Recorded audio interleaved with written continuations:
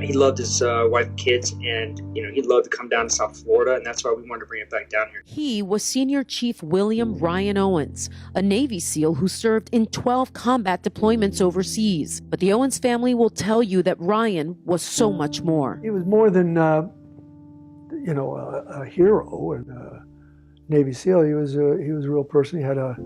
He was 36 years old. I mean, he was in the Navy for 18 years, but there was a real wonderful person that had a full life. Ryan was one of the youngest of 4 boys in a family of military excellence. My dad was a Green Beret cop, and we're both SEALs. I mean, everybody knows the danger, so you definitely try and make the time count. They bear the mighty scars of war.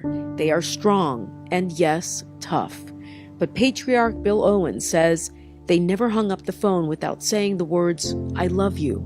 He says they are an affectionate bunch who always put family first, and Ryan was no different. I think the hardest part, things I'll miss, is just the future, the plans that, we had, and seeing my kids. I mean, they loved Uncle Ryan. On January 29th, 2017, Ryan lost his life during a terrorist mission in Yemen. I opened the curtain and I see 2 Navy guys.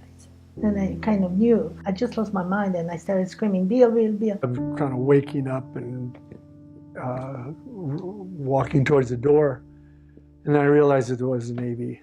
And he didn't say a word. You just think it's always going to be somebody else that you read about in the paper that they get the call, but it wasn't the way it was. Ryan was set to retire shortly after that deadly mission. He was just 36 years old with a wife and 3 kids waiting for him to come home. The news was paralyzing. The media attention that followed only worse. But this family of warriors is determined to make sure that Ryan's memory lives on beyond the battlefield and beyond the headlines. The SEAL teams call it the Brotherhood, and he believed in the Brotherhood, and he believed in what he was doing. Talk about him for his dedication to his country.